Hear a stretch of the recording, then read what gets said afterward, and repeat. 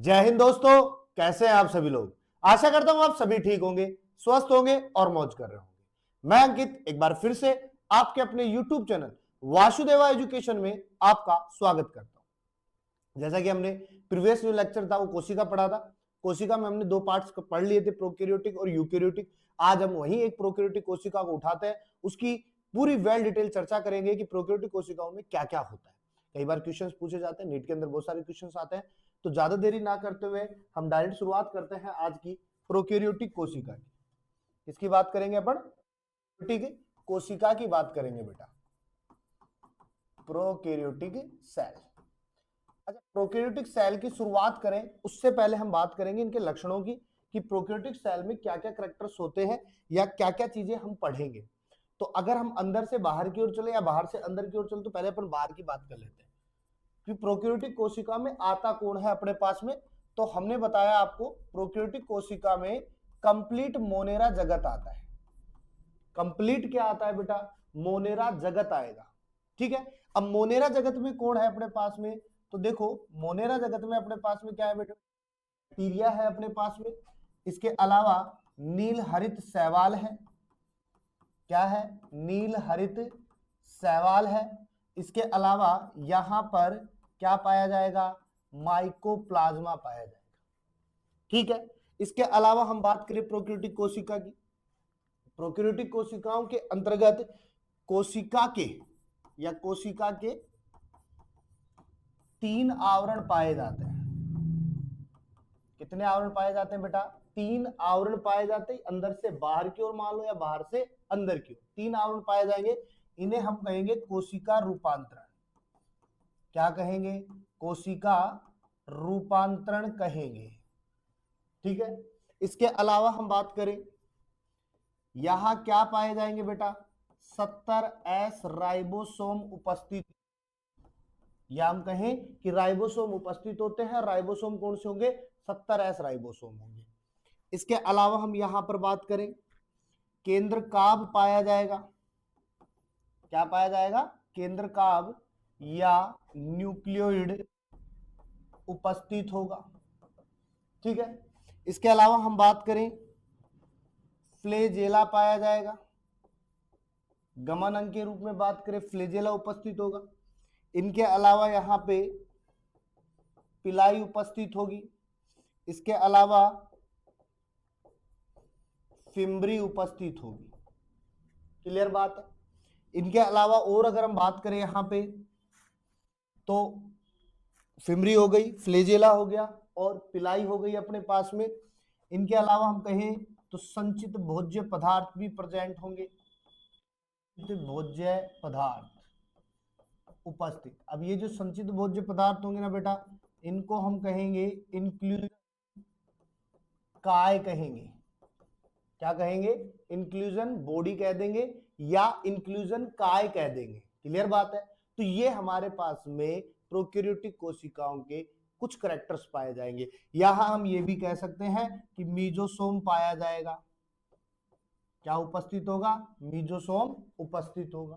तो ये कुछ लक्षण यहां पर देखने को मिलेंगे। अच्छा, अब हम एक डायग्राम बनाते हैं, उस डायग्राम के बेस पर समझते हैं कि प्रोकैरियोटिक कोशिका होती क्या है। तो देखो, यहां से हम ले लेते हैं, और जैसा कि मैंने आपको शुरुआती दौर में बताया कि यहां पर कोशिका के कितने आवरण होंगे? 3 आवरण होंगे। तो सबसे पहले हम कोशिका के 3 आवरण बना लेते हैं। क्या बना लेते हैं? कोशिका के 3 आवरण हम यहां पर क्रिएट कर लेते हैं। तो ये कोशिका के हमने एक आवरण बना लिया। दूसरे आवरण के लिए हम दूसरा पेन ले लेते हैं। ये हमने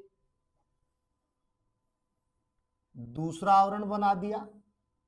दूसरे आवरण के बाद में हम एक और आवरण बना देते हैं, तो हमने यहां पे तीसरा आवरण बना दिया। यहां पर हमने कुछ इस प्रकार से इसको अंदर की तरफ फोल्ड कर दिया।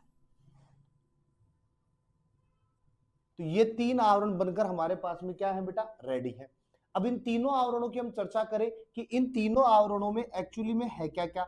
तो समझो, ये जो पहला आवरण है, ये जो पहला आवरण है बेटा, इसे हम कहेंगे ग्लाइकोकैलिक्स। क्या कह रहा हूं मैं इसको? ग्लाइकोकैलिक्स कह रहा हूं। फर्स्ट आवरण बेटा क्या कहलाएगा? ग्लाइकोकैलिक्स कहलाएगा। क्या कहलाएगा? ग्लाइकोकैलिक्स कहलाएगा। ठीक है। दूसरा आवरण जो है ये होगा हमारे पास में कोशिका भित्ति का। किसका होगा बेटा? कोशिका भित्ति का, जिसे हम सेल वॉल लिखेंगे। ठीक है। तीसरा आवरण, ये जो आवरण होगा ये होगा हमारे पास में बेटा कोशिका झिल्ली या प्लाज्मा झिल्ली या यूनिट मेम्ब्रेन। जो आपको अच्छा लगे वो ऐड कर दो। कोशिका झिल्ली भी कहेंगे, प्लाज्मा झिल्ली भी कहेंगे और यूनिट मेम्ब्रेन भी कहेंगे। 3 बन गए अपने पास में, 3 आवरण रेडी है, कंप्लीट। मैं कंप्लीट प्रोकैरियोटिक कोशिका को यहां पे आपको ट्रिकली बता दूंगा कैसे कैसे याद करना है। तो सबसे पहले हमने आवरण उठाए। आवरण कितने हैं? 3 है, जो लगभग हमारे पास में बैक्टीरिया में पाए जाते हैं या प्रोकैरियोट्स में पाए जाते हैं, सभी में नहीं पाए जाते। और बैक्टीरिया में भी अपने पास, सॉरी प्रोकैरियोट्स में भी अपने पास में केवल किसमें? बैक्टीरिया में। कैसे? औरों में क्यों नहीं पाए जाते? क्योंकि आपने 3 लिखवाए, नीलहरी सेवा लिखवाया, माइकोप्लाज्मा लिखा है, बैक्टीरिया। तो प्रॉपर बैक्टीरिया का नाम क्यों ले रहे हो? क्योंकि माइकोप्लाज्मा में कोशिका भित्ति नहीं पाई जाती। तो वहां कितने रह गए? 2 आवरण रह गए। समझ रहे हो ना बात को? जबकि बैक्टीरिया में प्रॉपरली कितने हैं? 3 है। ग्लाइकोकैलिक्स, कोशिका भित्ति, कोशिका झिल्ली। क्लियर बात? अच्छा, अब ये देखो, अब इसको समझो आप। ये जो कोशिका भित्ति हमने बनाई है, सॉरी बाहरी आवरण जो बनाया, तो देखो यहां पर मैं इनका नामांकन करता हूं। तो ग्लाइकोकैलिक्स को अपन सबसे पहले नाम दे देंगे बाहरी आवरण। पहला पॉइंट तो क्या हो जाएगा? बाहरी आवरण। ग्लाइकोकैलिक्स कैसा आवरण है? बाहरी आवरण। आपसे पूछ लिया जाए कि जीवाणु के ऊपर सबसे बाहरी आवरण किसका बना होता है, तो आप कहोगे ग्लाइकोकैलिक्स का। किसका बना होता है? ग्लाइकोकैलिक्स का। अच्छा, ये जो ग्लाइकोकैलिक्स है बेटा, इसके 2 भाग होंगे अपने पास। कितने भाग होंगे? 2 भाग होंगे। एक भाग होगा ठोस भाग। एक तो कौन सा होगा बेटा? ठोस भाग। एक कौन सा बेटा? द्रव्य भाग। एक कौन सा होगा? ठोस भाग। एक कौन सा होगा? द्रव भाग। अच्छा, ठोस भाग को हम क्या कहेंगे? ठोस भाग को हम क्या कहेंगे? तो इसको हम कहेंगे बेटा कैप्सूल। क्या कहेंगे? कैप्सूल। कैप्सूल का मतलब आवरण, भैया आवरण। आवरण के लिए अपने कैप्सूल। अच्छा, द्रव भाग को हम क्या कहेंगे? द्रव भाग को हम कहेंगे स्लाइम लेयर। क्या लिखेंगे बेटा? इसको स्लाइम लेयर लिखेंगे। क्लियर बात है? ये बात होगी ग्लाइकोकैलिक्स की सीधे शब्दों के अंदर। ग्लाइकोकैलिक्स बाहरी आवरण, कितने भाग? 2 भाग। ठोस भाग, द्रव भाग। ठोस भाग को कैप्सूल कह रहे हैं, द्रव भाग को स्लाइम लेयर कह रहे हैं। क्लियर बात? अच्छा, कोशिका भित्ति की बात करें, देखो कोशिका भित्ति जो है, कोशिका भित्ति जो है कौन सी बात है या कौन सा भाग होगा? मध्य परत होगी। कौन सी होगी? मध्य परत। अच्छा, बनी किससे होगी? तो याद रखना, पेप्टिडोग्लाइकेन। किससे बनी होगी? पेप्टिडोग्लाइकेन से। अगर ये भी याद ना हो तो आप चिपका दो साहब, म्यूरिन से बनी होगी। किससे बनी होगी? म्यूरिन से मिलकर के बनी होगी। क्लियर बात है? अच्छा अच्छा, एक चीज और बता दो। एक वैज्ञानिक थे अपने पास में, ग्राम नाम था, और इन ग्राम नामक वैज्ञानिक ने कोशिका भित्ति यानी बैक्टीरिया की कोशिका भित्ति को 2 भागों में बांटा था। एक बांटा था ग्राम पॉजिटिव में और एक बांटा था ग्राम नेगेटिव में। तो जीवाणु कोशिका भित्ति कितने प्रकार की? 2 प्रकार की, ग्राम पॉजिटिव और ग्राम नेगेटिव। इन्होंने क्या कहा कि अगर कोशिका भित्ति जो है क्रिस्टल वॉयलेट, हमारे पास कुछ सॉल्यूशन होगा जिसमें क्रिस्टल वॉयलेट होगा, अगर इसके अंदर डालने पर पर्पल रंग दे रही है तो वो पॉजिटिव है, और अगर गुलाबी रंग दे रही है, पिंक कलर दे रही है, तो वो क्या है? Gram negative. तो देखो मैं यहां से पेज चेंज कर रहा हूं और मैंने लिखा यहां पे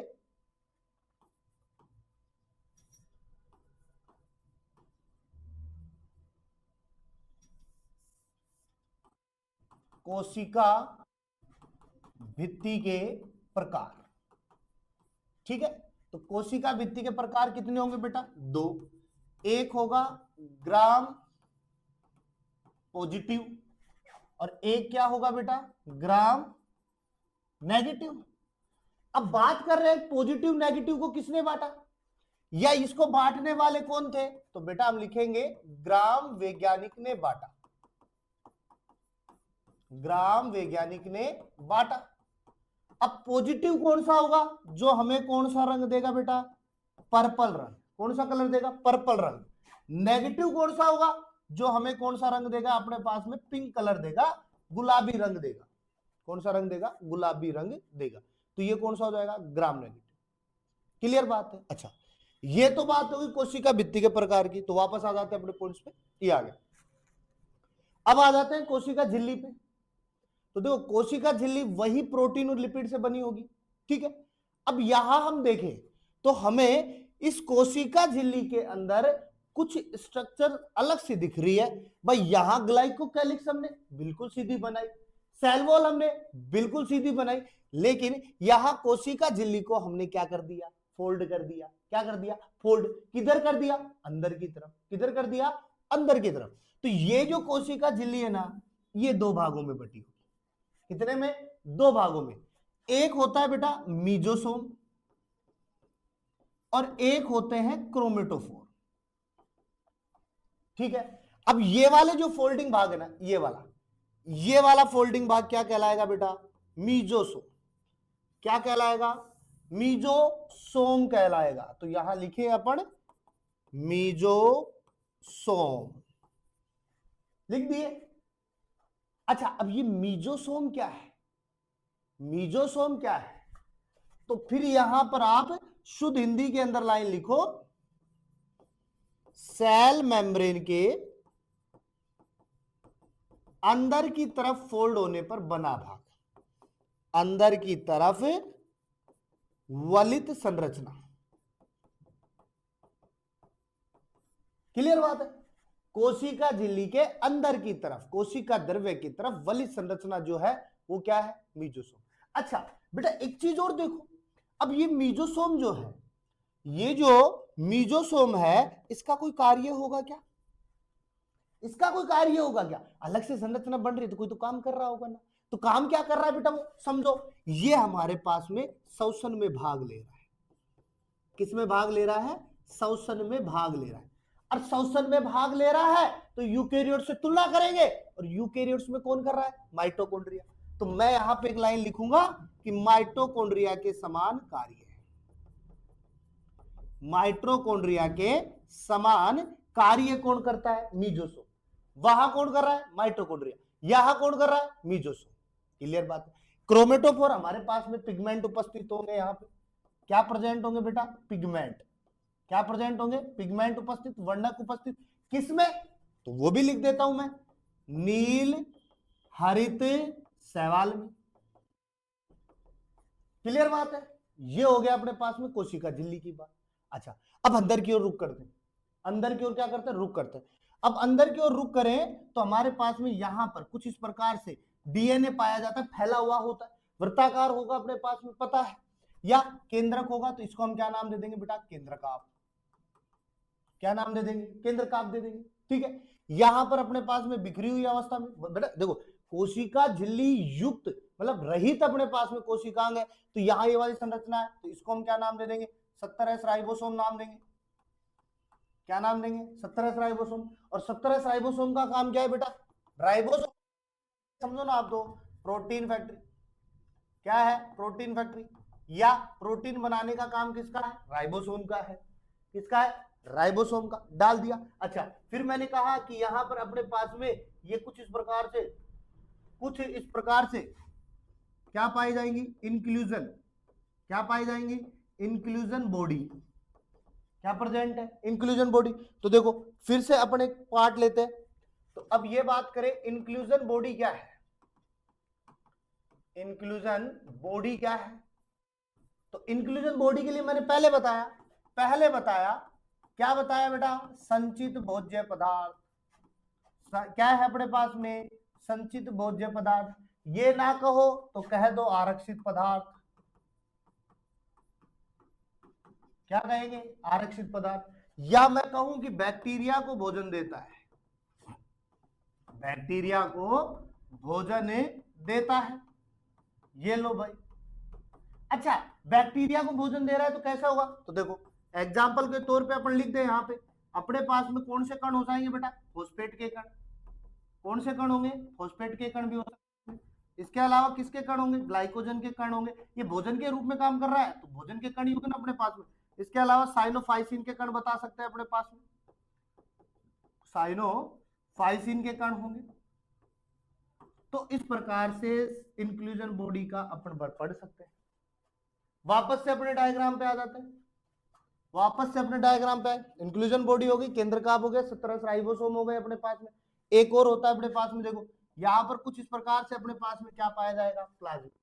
और एक क्वेश्चन देखो यहाँ पूछ भी लिया जाता है, यूकेरियोटिक कोशिका और प्रोकैरियोटिक कोशिकाओं में से गुणन सबसे ज्यादा किस में होता है, तो आप कहोगे बैक्टीरियाज में होता है। किसमें होता है, बैक्टीरिया के अंतर्गत गुणन, मल्टीप्लिकेशन फेज जो होता है वो बैक्टीरिया के अंतर्गत जाता है।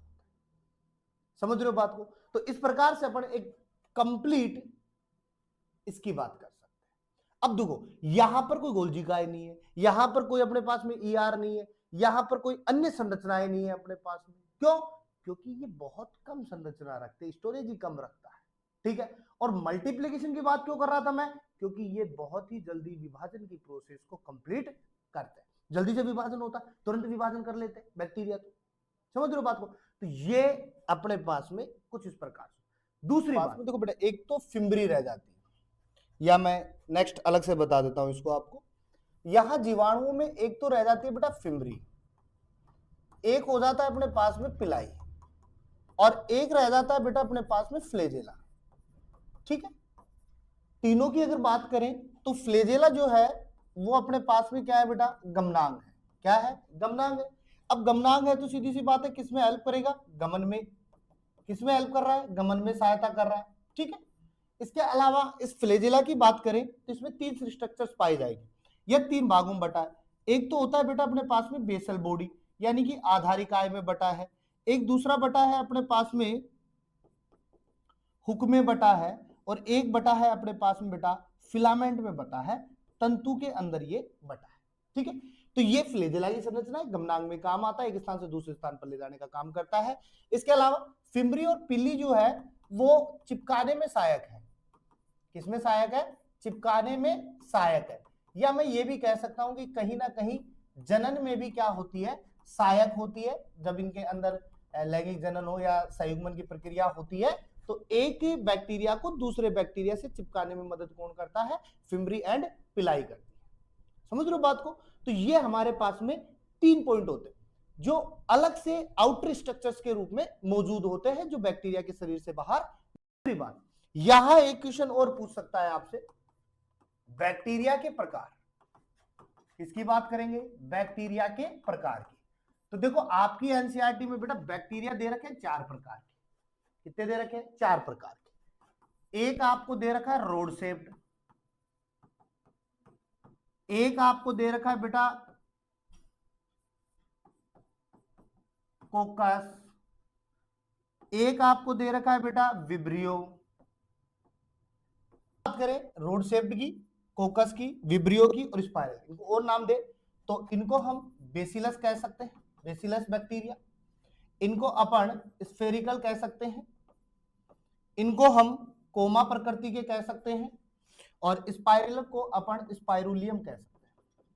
तो ऐसे करके हमारे पास में 4 होते हैं, नाम बता दिए, स्ट्रक्चर्स बता दी, कुछ इस प्रकार से बने होते हैं, ठीक है। तो यहां पर लगभग प्रोकैरियोटिक कोशिका हमारे पास कंप्लीट होती है।